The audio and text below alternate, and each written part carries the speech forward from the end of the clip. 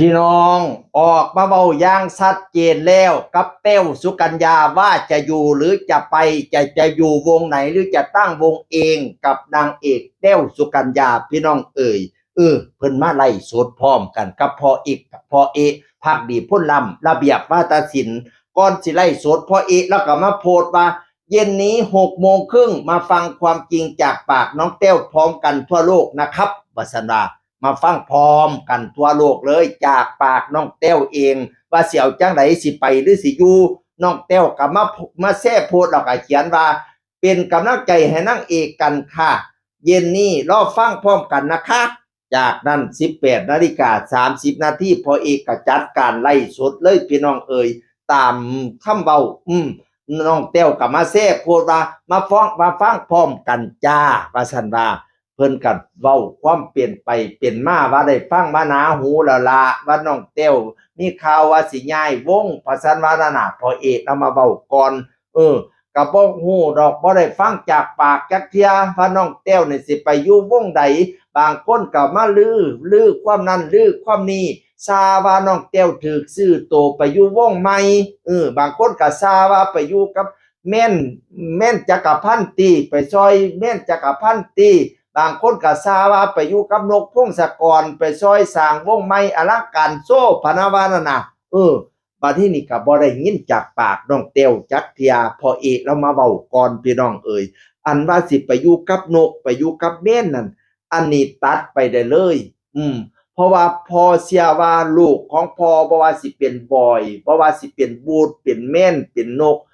เขามีความสามารถที่สิสร้างศิลปินใหม่ของเขาเองเขาสิบ่มาเอาคนในวงพ่อเป็นเด็ดขาดแม่นเขามาเอาเขาก็สิบ่ความบ่กายเขาจะต้องมาเว้าพอก่อนว่าซั่นว่าน่ะ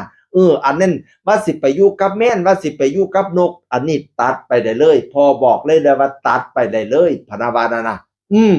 บัดนี้นี่ว่าสิไปสร้างวงใหม่ติอันนี้ก็บ่ได้ยินจากปากจักเที่ยว่าซั่นว่านั่นน่ะก็ได้ยินอยู่ได้ว่าได้ยินอยู่เพิ่นก็เคยมาปรึกษาอยู่แต่ว่าก็บ่มั่นใจเอ๊ะน้องสิไปสร้างวงใหม่แท้บ่หรือว่าเป็นแค่ข้ออ้างซื่อๆสิมาหักหลังพ่อไปอยู่วงอื่นบ่มื้อนี้มาฟังจากปากน้องเต้วพะนะว่าน้อยหนึ่งน้องเต้วก็มาเพราะว่าน้องเต้วแต่งหน้าทาปากเตรียมตัวขึ้นห้านขึ้นเวทีอยู่พี่น้องน้องเต้วมาน้องเต้วก็เลยว่าก่อนอื่นขอเท้าความหลังก่อนว่าเป็นหยังจังได๋มาอยู่ระเบียบวาทศิลป์พะนะว่าพอเพิ่นไปรับเอาให้มาอยู่นำมาอยู่กับเพิ่นมากินมานอนมาใช้ชีวิตอยู่นี่มาเป็นลูกเป็นเต้าเพิ่นมาแต่ปี2548 20 ปีแล้วจนฮอดปี68เนี่ยพี่น้องเพิ่นก็ดีคักดีแน่จนมาได้แต้วมีซุอันซุอย่างซุมื้อนี้ก็ย้อนระเบียบวาทศิลป์พะนะว่านั่นน่ะบัดนี้นี่ก็ได้มาปรึกษาพ่อล่ะว่าสิสร้างวงจังซั่นจังซี่แต่ว่าก็บ่ทันได้เว้าเที่ยว่าซั่นว่าน่ะมื้อนี้ก็เลยอยากมาเว้ากับพ่อก็พามาเว้าพ่อก็พามาเปิดเผยว่าซั่นว่านั่นน่ะตอนแรกพ่อเอกก็ว่าเป็นหยังคือบ่เว้าตอนลงจบฤดูกาลแล้วจังเว้าเป็นหยังจะมาเว้าตอนนี้ว่าซั่นว่าน่ะเอาก็เว้าอยากให้ลูกเขาได้เตรียมโตอยากให้ลูกเขาเตรียมงานหามีผู้ใดมีอันคิดอยากจ้างอยากติดต่อจังซี้ให้ลูกเขาได้ให้เขาลูกได้ตั้งหลักปักฐานว่าต่อไปลูกเขามาออกเฮียนออกซั่นถามว่าพ่อนี่รู้สึกจังได๋ก็ตกใจอยู่ก็ตกใจอยู่แต่ก็ดีใจกับลูกกับเต้าว่าซั่นว่าเขาเป็นออกเฮียนออกซ่านก็ดีใจกับเขาอยู่แต่ก็ตกใจมันบ่แม่นหัวหน้ากับลูกน้องแต่มันคือพ่อกับลูกบางคนก็บอกว่าเต้วน้อยใจบ่เต้วออกไปน้อยย้อนน้อยใจพ่น้อยใจน้องบ่เต้วบ่เคยน้อยใจค่ะพ่อนี่ดันเต็มที่แล้วดันเต็มที่ให้เกียรติเต็มที่จนว่าเต้วได้ออกปากว่าพ่อให้คนนั้นแสดงแทนเต้วเนี่ยเป็นหยังให้น้องผู้นั้นเขาหาประสบการณ์แทนเต้วเนี่ยเป็นหยังเพราะว่าเต้วเนี่ยได้รับจากพ่อเต็มที่ให้เป็นนางเอกเต็มที่ว่าต่อไปนั่นละก็เลยบ่มีเรื่องผิดของหมองใจกันหยังอะไรทำไมทั้งสิ้นออกไปด้วยดีเพื่อลูกสิได้ไปเจริญก้าวหน้าไปสร้างวงใหม่ในชื่อวงว่านางเอกเสียงแจ๋วเต้วสุกัญญา นางเอกเสียงแจ๋วแต้วสุกัญญาเฝ้า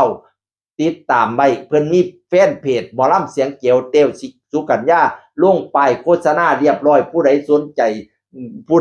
จนี่ให้ติดต่อมานี่พอแต่ลงหานปุ๊บแล้วก็โพสต์โฆษณาหมอลำเล่าเลยทันทีเด้หมอลำเสียงแจ๋วแต้วสุกัญญาอลังการด้วยงานโชว์แสงสีเสียงเต็มรูปแบบสนใจติดต่อโฆษณาเบอร์โทรจุดโอ้สุดยอดพี่น้องเอ๋ยพลิกฝันเติมไฟก้าวใหม่เส้นทางเดิมพุลาแม่หมอลำเสียงแจ๋วแต้วสุกัญญาฤดูกาลหน้าติดต่อได้เด้อแล้วว่าบ่แม่นวงใหญ่บ่แม่นวงน้อยแต่เป็นวงขนาดกลางวงซ้ำกันกับซ่านเหล่าของบุตรจักรพันธ์ลำเพิ่นปานาวานาก็เป็นทางเลือกอีกทางหนึ่งเนาะ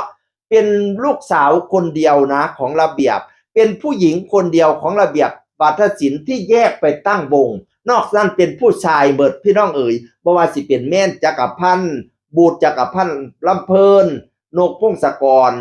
บอยศิริไส้ลูกชายเบิดลูกสาวมีผู้เดียวนี่ละแต้วสุกัญญาออกไปสั่งหมอลำเสียงแจ๋วแต้วสุกัญญาก็รอติดตามตอนต่อไปว่าจะอลังการงานสร้างขนาดใดพี่น้องเอ๋ยหลังจากลงไล่เนาะระเบียบวาทศิลป์ก็มาเขียนโพสต์ว่าหมอลำเสียงแจ๋วแต้วสุกัญญาไม่ได้ไปไหน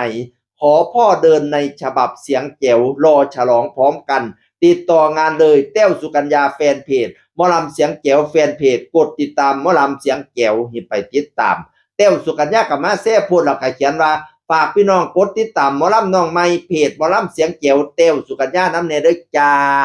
ก็ไปติดตามน้ำกันเนาะพอแล้วก็ว่ากะดีละให้ฮู้จักไปมาล่าวายพะนะว่าน้องแต้วสุกัญญาแล้วก็ว่าเราจำคำปูเบียบไป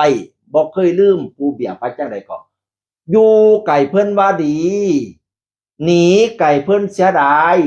ตายไก่เพิ่นคิดฮอดประมาณนี้ล่ะปูเบียบสอนว่าจังซี่ล่ะพี่น้องเอ้ยข้าจำผิดผู้ข้าขออนุญาตบาดคำเด้ออยู่ให้เพิ่นว่าดีหนีให้เพิ่นเสียดายตายให้เพิ่นคิดฮอดประมาณนี้ล่ะพี่น้องเอ้ย เสียน้ำกันเด้อรอดูความเจริญเติบโตของหมอลำเสียงแจ๋วแต้วสุกัญญาว่าอาจจะอลังการงานสร้างขนาดไหนเสียงอื่นคนก็เว้าสู่ฟังสวัสดีครับ